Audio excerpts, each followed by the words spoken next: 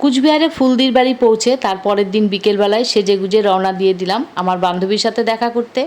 আমার প্রিয় বান্ধবী, যার সাথে ছোট্টবেলার বান্ধবী, যার সাথে আমার 24 বছর দেখা হয় না। 24 বছর বাদে আজ আমার বান্ধবীর সাথে দেখা হবে।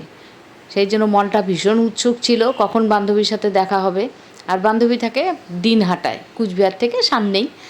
আমরা রাস্তায় বেরিয়ে গাড়ি দাঁড় করিয়ে একটু মিষ্টি নিয়ে নিলাম। প্রথম যাচ্ছি বান্ধবীর বাড়িতে, এরপর বান্ধবীর সাথে দেখা হয়ে গেল।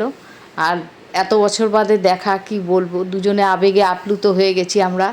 আর এরপর বান্ধবীর মায়ের সাথেও দেখা হয়ে গেল, কাকিমার সাথে অনেক দিন পর দেখা, দেখি বান্ধবীর বাড়িতে কাকিমা রয়েছে। এদিকে দেখো রিমনও বন্ধু পেয়ে গেছে, বান্ধবীর দেওরের ছেলে, ওর সাথে গল্প করছিল। এরপর বান্ধবীর বরের সাথেও আমরা অনেকক্ষণ গল্প করলাম। বান্ধবীর বরের সাথে কিন্তু আমার এই প্রথম পরিচয় হলো, ওনাকে আগে আমি দেখিনি, এই প্রথম দেখলাম।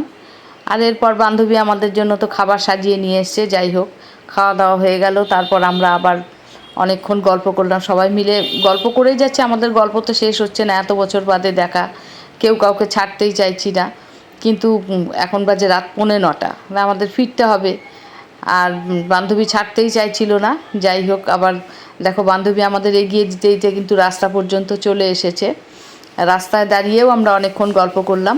এরপর বান্ধবীকে টাটা করে আমরা গাড়িতে উঠে পড়লাম। আর বান্ধবীকে কথা দিলাম যে আবার এলে তোর বাড়িতে এসে অনেকক্ষণ থাকবো।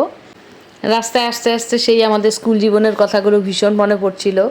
আর সেই দিনগুলো কত সুন্দর ছিল।